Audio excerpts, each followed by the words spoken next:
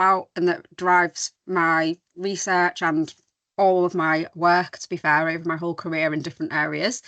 As Claire said, I was funded back in November 2022, and my project finished in June 24, and I was like 0.6 as well, because I also balance my work with looking after my young daughter, who was just turned 1 when I applied. I was a bit mad applying for it back then at that time, looking back, but I'm glad that I did, although it was a hard balance. Yeah, and now she's 3.5. I work at the Mental Health Social Care Research Centre, which is based in the Department of Social Work in the Department of Business and Society. That's a mouthful, at the University of York. And yeah, anyone interested in this research as well, the website is Perinatal Loneliness. And that's, I don't have a X account anymore, but yeah. So yeah, quick overview of the presentation today. I'll just start by talking about my ethos and my journey into and through academic research, give you a quick overview of my research project, then talk very briefly about research impact and what that means as an early career researcher, before moving on to like 6 tips for getting started on impact. And then some stories. Might not have time for all of these, but what I call them impact side quests, which was a term that was introduced to me by my partner, who is a gamer, and who's in like on each game that you're playing, there's like optional side quests, and that's how I see quite a bit of my little impact work, as I'll explain. So my ethos and research journey then. So I did my PhD with Ailsa Cameron, who is here, and John Carpenter, so at Bristol, and I looked at time banking, which is a community currency where you exchange skills through time and the impact that could have on the co-production of social care. And following that, so that's very different to what I'm doing now, but it's very community based and based in the voluntary sector as well, so they're the links. Following that, I got my job as a research associate looking at action research, it was an action research project in a community in South Wales, Merthyr Tydfil, developing like solutions to loneliness, and that's how I really came onto the topic of loneliness. I absolutely love that, but the part of that job that I loved the most was actually like developing the service and the action research. So I like talking to all the people and doing the research, but this picture on the top right that you can see, oh, by the way, my presentation's to the right of me if I keep looking right, so that explains that.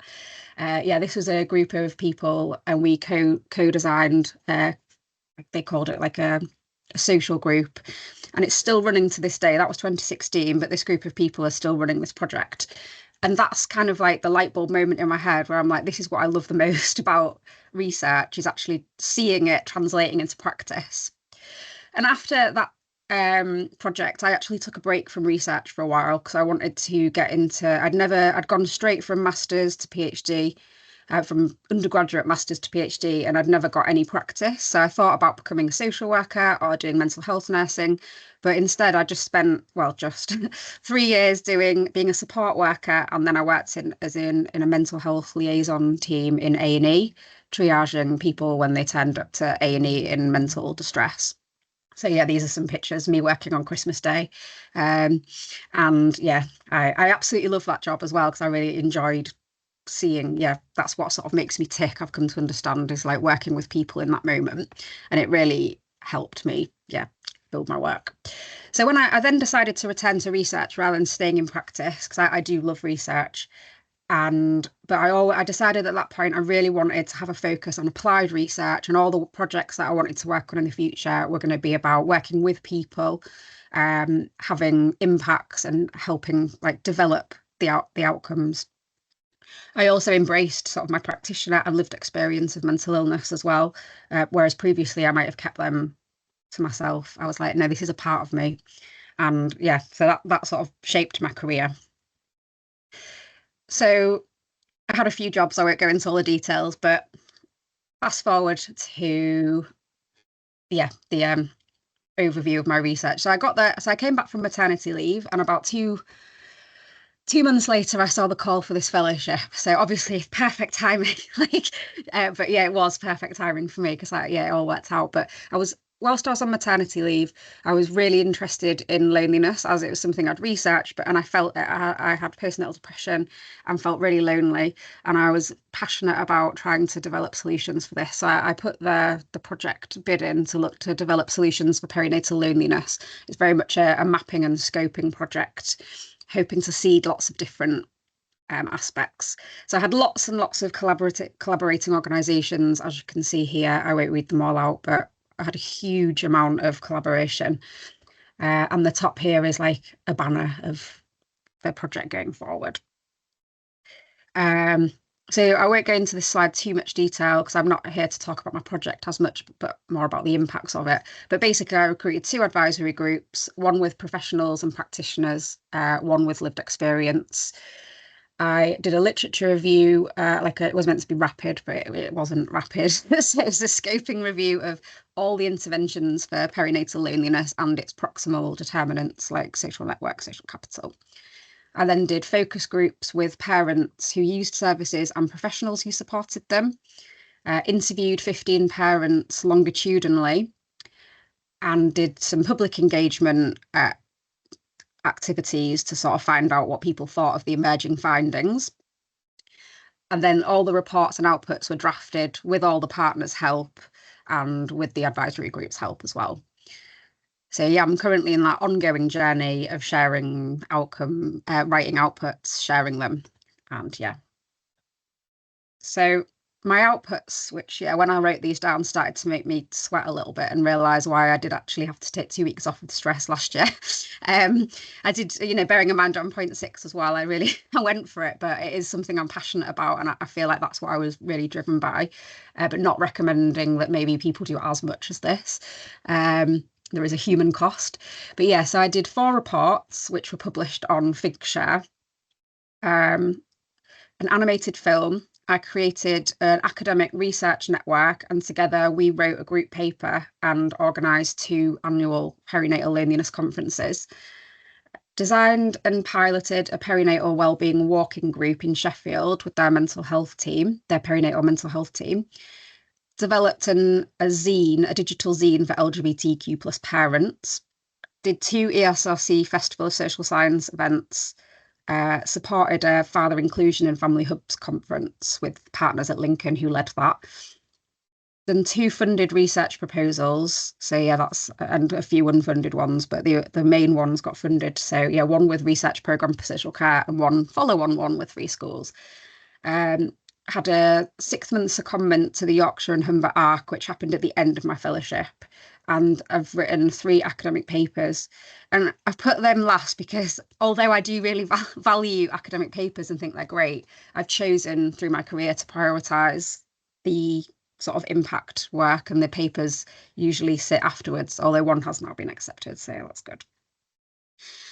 So what is research impact?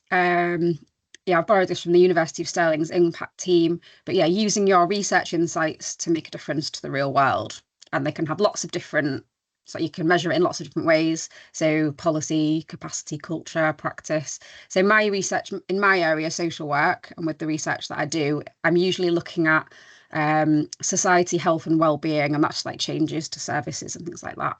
When I first started looking at research impact, I was really confused, and my impact manager tells me, because I've talked to her quite a lot, and it's something I really recommend you do if you find your impact team in your university and talk to them and make friends with them, and ask them what they can do to help you.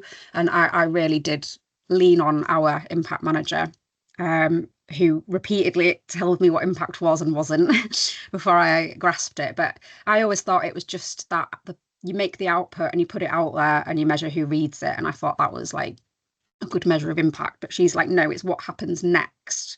You need to measure what happens next. You need to measure the changes that happen, the way that staff's thinking has changed and how that impacts on their practice.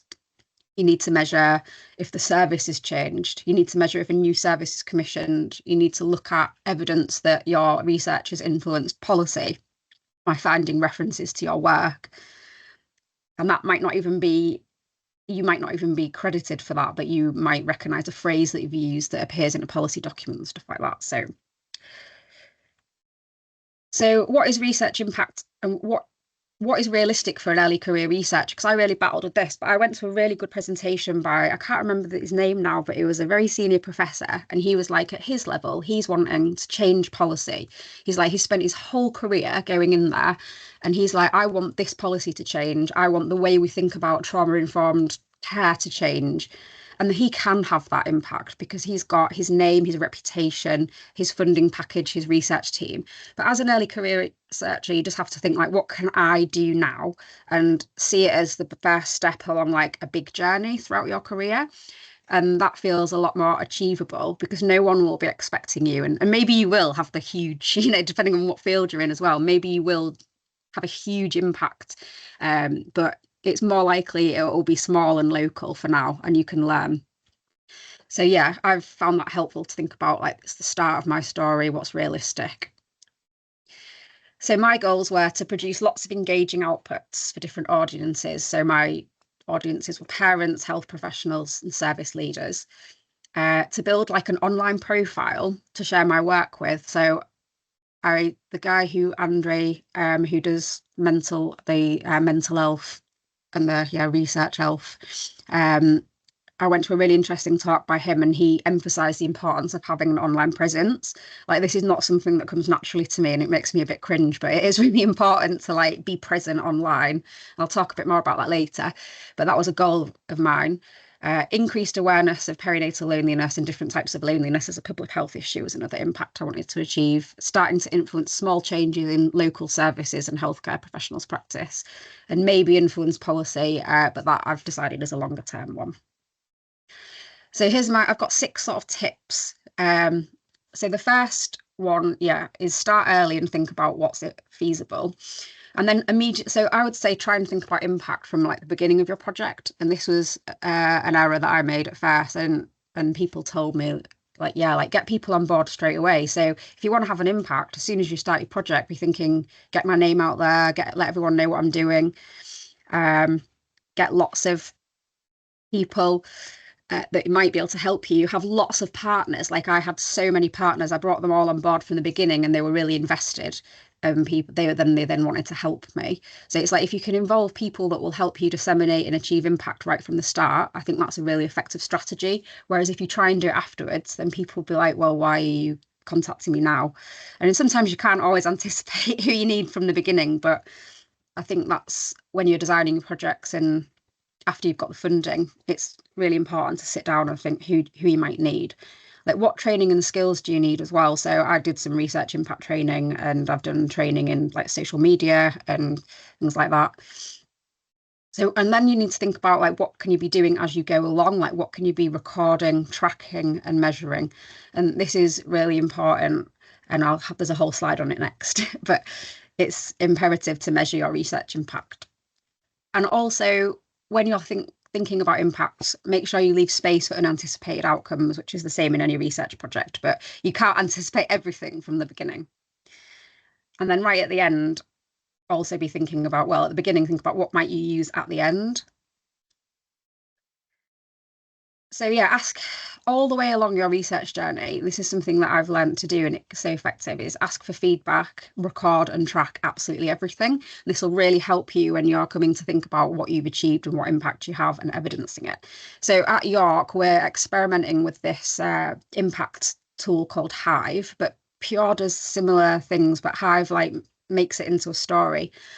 So Hive Impact Tracker. And again, check with your impact manager if they're using any additional tools to Pure, because I found that one really helpful. So what Hive does is every time I get an email or I see my research used somewhere or anything, or there's a conversation or I get a bit of feedback, I just put it in Hive in the evidence vault. So you can see here, I got some feedback from an ESRC event. I got an email. I put an Eventbrite in for an event that two Eventbrites. And then when you're trying to evidence your impact, you can just go through and it's all there. But like I say, you can do this in Pure as well, and it is frustrating doubling up because I have to do it in Pure and this. But you could create a folder, just whatever works for you, or just write it down. Simple. I think that's what I did in the beginning. But it is amazing how much you forget.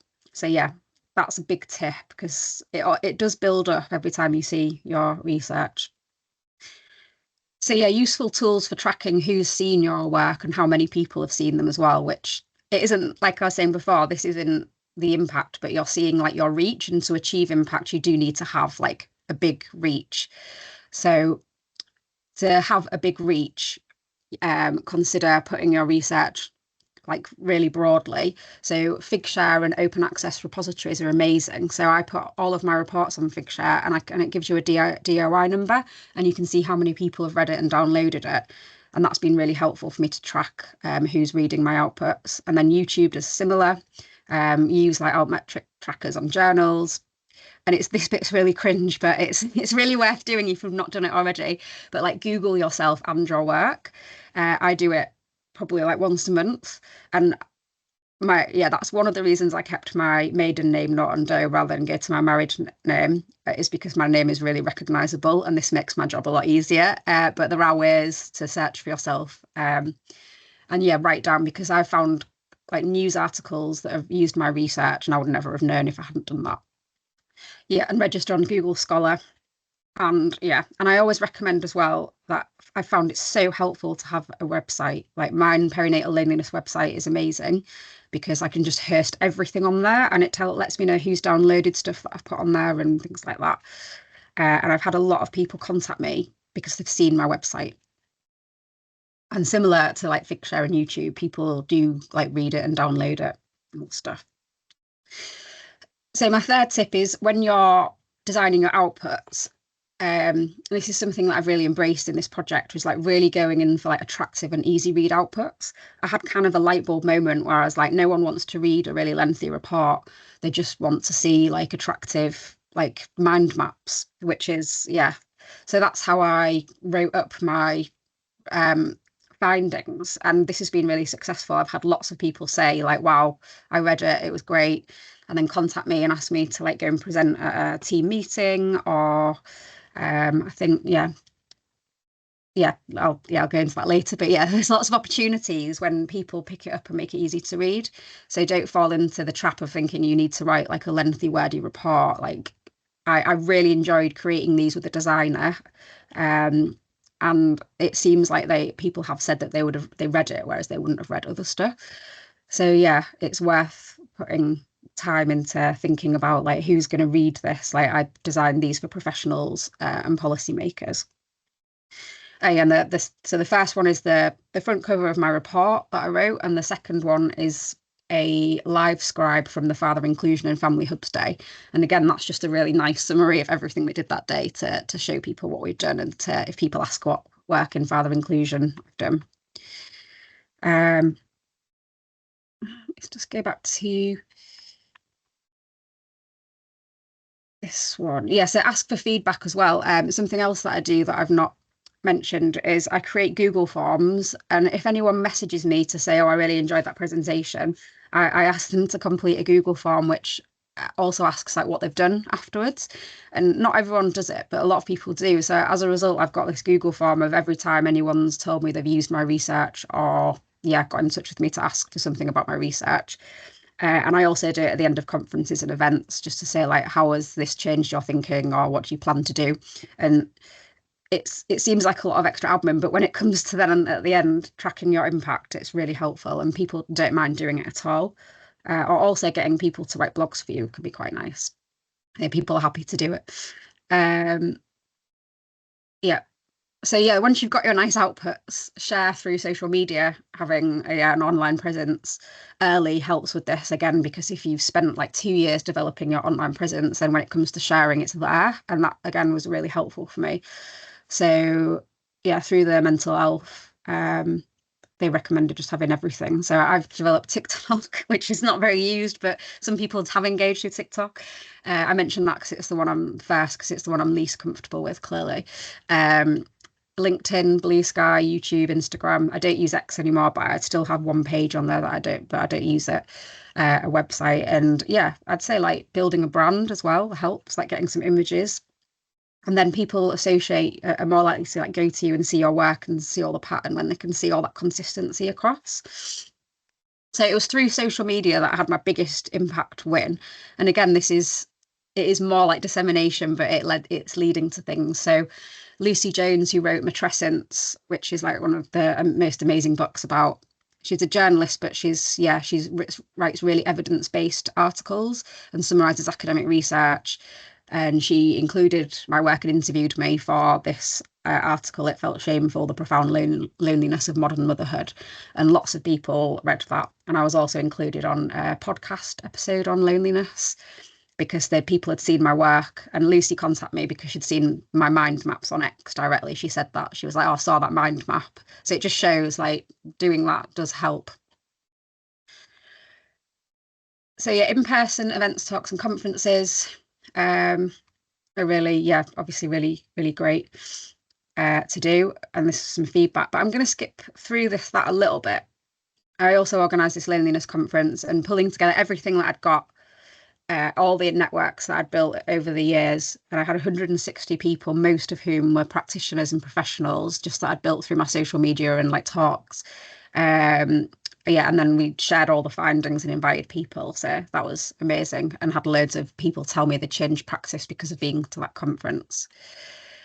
So impact side quests, which is yeah, a big passion of mine, and I'm gonna talk about this for about 10 minutes. I'll wrap up at 25 to Claire, just so we've got time for questions. But this is the thing I'm most passionate about, really. I think about embracing opportunities to experiment and pilot and set up projects and just go with energy the whole way through your project, and finding small pots of funding to enact ideas. So as well as all that other stuff, which is like the bread and butter of getting your research impact and moving your findings on, this is a sort of an exciting way of having some creative fun to see if things work and making a change. So yeah, my advice is to find small pots of funding as you go work with the energy and work with a team to develop some ideas. But I'll give you some ideas in practice. So whilst I was doing my fellowship, I also really passionate about parent and baby walking groups, and I was involved with them. So I had the opportunity to get a little bit of funding from AlpKit, that's an outdoor organisation. So it's like £500 to pilot a wellbeing walking group, like a parent and baby walking group in a perinatal mental health service. So through my partners that I built through my research, I partnered with the Perinatal Mental Health Service and with Light Peer Support. And then I also got a bit of funding from the Internal Impact Fund to bring in Blaze Trails, who is like a national parent and baby walking group. And basically we designed and piloted an intervention that lasted 6 weeks. And I evaluated the follow-on, and it was so successful basically that they got follow-on funding that the organisation did from the Olympic Legacy Parks Legacy Fund, to run to continue to run that intervention. And now it is part of their service. So they run it twice a year now, 2 16-week interventions. So that's like an example of like real world change. I interviewed people throughout my research who said that they wanted to do something that made them feel like them. And it was something I had experience of as well, using my lived experience. Parent and baby walking had really helped me. So putting that all together, we piloted it and we learned a lot about how to deliver groups in that setting. So yeah, I evaluated their follow-on project, and it had like even better outcomes. And off the back of this, we also got another project funded looking at designing a perinatal walking group for Muslim women, which is the 3 schools funded one that starts in April. So the impacts of this project were that we had a whole new service in Sheffield, staff training in loneliness as well, and health and wellbeing outcomes. So it's quite small. There's only like 10 people that are part of that, but it is going to lead to bigger things. And I'm hoping that this will lead to this sort of offer being in lots of different services around the country. So yeah, we also developed through that impact funding a vision that paid for Blaze Trails to write a vision for partnering with voluntary sector organisations to get more parents and babies outside. So that's getting launched in April. But I had a meeting the other day with the EDI lead at Blaze Trails, and all of the research is feeding directly into their strategy and supporting like partnerships and how to bring Blaze Trails to sort of more diverse populations. Because at the moment, most people who join parent and baby walking groups run by volunteers are like white middle class professional women. So our vision is to bring them to less less represented groups. So that's one side quest. The next one was ESRC Festival of Social Science. I didn't realise how great an opportunity this is to just get funding to do something that will help your research and like a creative activity. So I got funding to do 2 engagement events, and I worked with 2 different voluntary sector organisations in Sheffield, which had this fantastic effect of me building a relationship with them, an ongoing relationship, whereas previously I'd found them more difficult to engage with. But when I'm like, here, have this money to help do these amazing events, they were like, wow, yeah, that sounds great. So we put on this, it was like a play group for adults and children. So we had an area for children's play, and then loads of activities for parents as well, to create like little zines and do feedback into that post box about what services they want and what they thought about my research findings. And that was amazing. Off the back of that, we found out that there was a lot of Muslim women who wanted to get outdoors and have opportunities for exercise in a Muslim-friendly environment. And that obviously led to the other project I was talking about as well, like getting the funding for the Perinatal Muslim Women's Walking Group was one output of that feedback. But we also used a little bit of the leftover sort of underspend from the 3 Schools Fellowship, with their permission, to pilot this Muslim Women's Buggy Fit programme as well with a local voluntary sector provider. So we did 6 postnatal exercise classes for young women. Again, it was just really small. I think it was like £400 or something. But we paid for the buggy fit instructor and the room and the refreshments. And that was such incredible learning. We learned about the service needs, what are the barriers for Muslim women engaging exercise? We asked them. We've linked with another voluntary sector organisation, which, actually, this was also based in one of the partners I mentioned before, and they're going to do something with Muslim women off the back of this as well. Leanna, who leads Buggy Fit Sheffield, which is a pram-based exercise group, is now really well versed in why Muslim women weren't going to her groups, and she's had a lot of training and is going to try and tweak her service delivery. She's a self-employed person, but she's going to now implement what she's learned. And of course the women that attended have the health and well-being. So again, it was a small little project, but it's creating ripples and waves, and I can see the impacts it's having in Sheffield.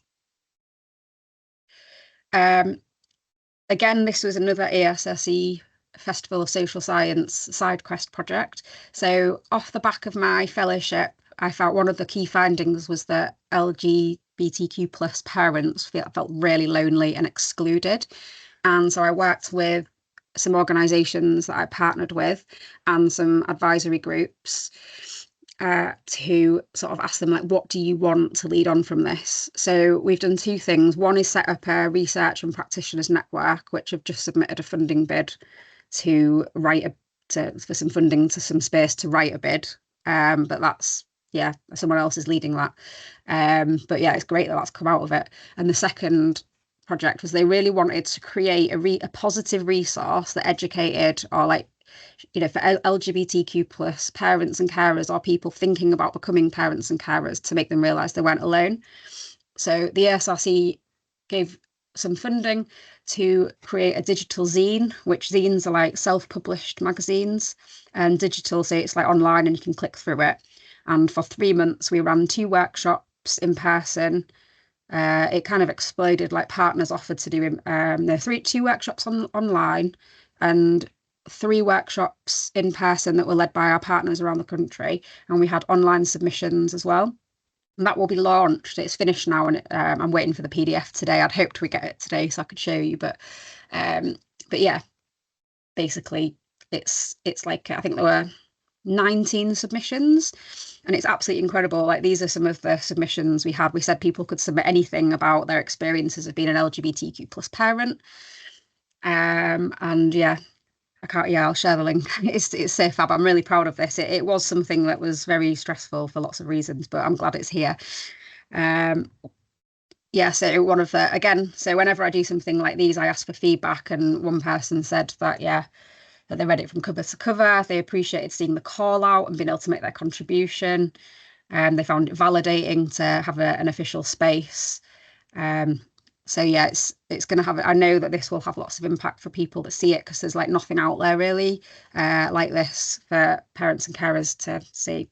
So with this, we probably will do like more zine making sessions, you taking this and going along, and that will be, yeah, we want to use this as a resource to have an impact, and to send out to all LGBTQ plus organisations. And yeah, the aim is to try and make parents feel less alone. I won't go into this, but I'm also there's a parent that I work with who I met through my research, who's designing an app for local parents to find services. It's a pretty wild story, but he is a professional website and designer, and he is pretty far along now with developing an app for Sheffield parents. And we're working with the impact funding team, and he's also found another group of local parents, and everyone's like banding together and giving their skills and energy. It's amazing. And the app is going to be pretty cool when it's done.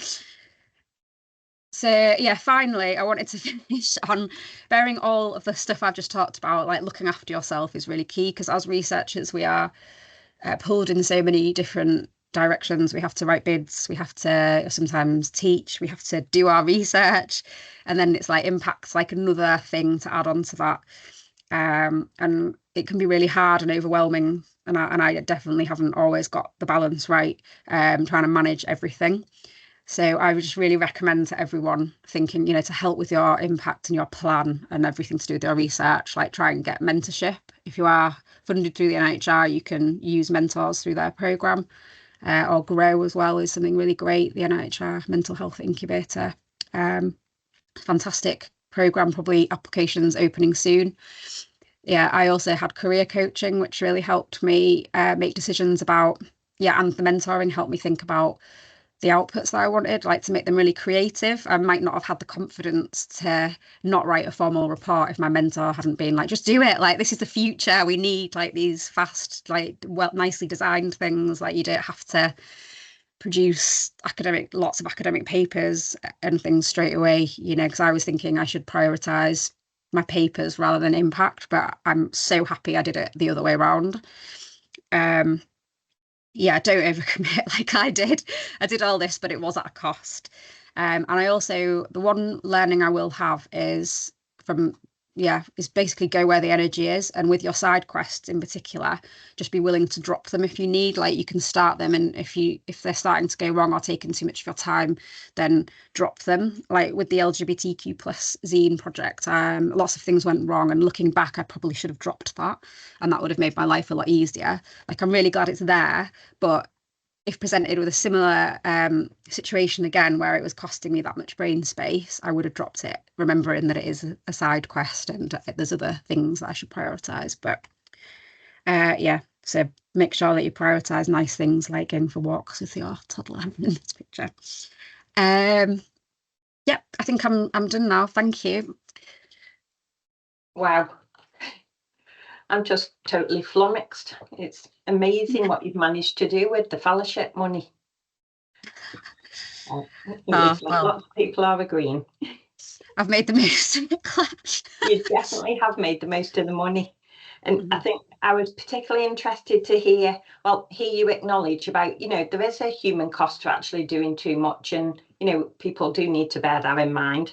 And I was also really interested to hear about your tips for tracking work as well. So definitely going to look into that. And I'm sure if your supervisor, was it Elsa, if she's still online, I'm sure she'll be extremely proud of what you've achieved.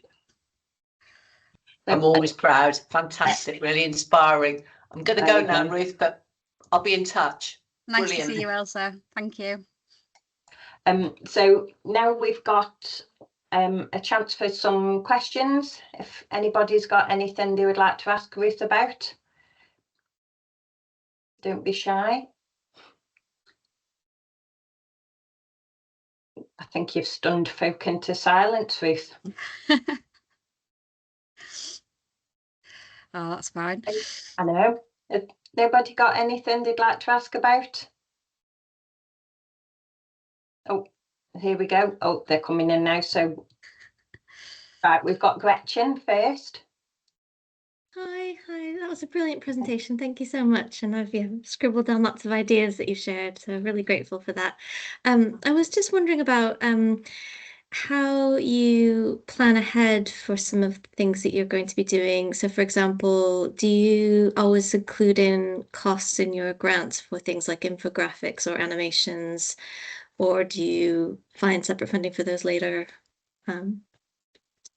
Yeah, well, the fellowship was like my first experience of since my PhD of like leading a project like this, and I had some funding built in for like an animated film at the end. And then so what I decided to and to like design reports. But yeah, when it came to the end, I found someone that could do both, like create logos and like designs, and then we used those in the film as well. So, but now going forward, the research bids that one of them I've just started, the research project that I've just started, we've taken a little bit of the money that we were going to use for impact at the end to design logos right at the beginning, because it's just, for me, I just found it so effective. And going forward, I'll always write that in, like project branding and website, because it's just been great to have everything on one website and to be able to store everything on there, and it's a great exercise to do with your advisory group when you start.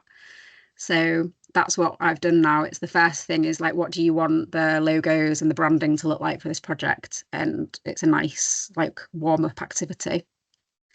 Although I could do a whole other hour presentation on the complexities of it as well too. But it's often, easier to create images at the end from the data rather than people's ideas at the beginning.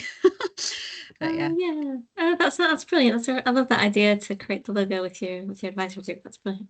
Thanks. Yeah, definitely. And if you create the images at the beginning, you can then use them on reports and everything throughout. So it's just really nice. I think it's definitely worth the money. And you can shop around to look for different designers that work for you as well. Thank you. And we've got Alina. Hi, thank you, Ruth. I really enjoyed that, and just everything you said, so inspiring, and also the bits where you were saying how it was difficult and maybe what not to do. So I'm just about to start a pre-doctoral fellowship with 3 schools in the prevention theme. And one of my kind of slight worries is there being too many things to get involved with. And so you've already talked about it a bit, but balancing the different projects. I'll also be 0.6 like you've been. I've also got young children. How do you know which projects and initiatives to get involved with? Were there lots that you said no to as well? Is that where you kind of rely on your supervisors and your mentors to guide you a bit? I suppose you were further on in terms of a postdoc, so you'd had the experience of the PhD, but just any other tip how to not get involved in too much? Yeah, definitely. It's definitely a lifelong lesson for me. I am someone that just gets really excited and wants to do everything. And I was the same during my PhD as well. So it is really, one thing I found that's really helped me is having that career coaching and being given some actual tools for a coach. And you can get it through like all universities as well. They all have coaching. I actually, I had it with someone called Katrina Turner, who is a primary care academic, and she does coaching. So I think that is a recommendation for her. But there's lots of coaches out there, and you have to find one that works for you. But they introduced me to some really helpful exercises. I've worked with a few mentors and coaches, and I've picked up some tools for all of them. So the most useful thing that Katrina taught me to do, which is fantastic, is that when you're thinking about something and whether you want to do it or not, think about how it like makes you feel. And if you're doing it because you're afraid of missing out on the opportunity, or you're afraid of something, or it's fear-based or something like that, then don't do it, because that's like a fear-based, and there'll always be other opportunities. So don't get worried. But if it's like something that you want to do because it's going to make you feel really good and you're really excited about it, and it's just what you want to do and it's what makes your heart sing, then do it. And that's that's what helped me the most. But I think when you're first starting off, like before I had my fellowship, honestly, my inbox was quiet. Like, I was doing my job, I hadn't made all my networks, people didn't know where I was or who I was that much.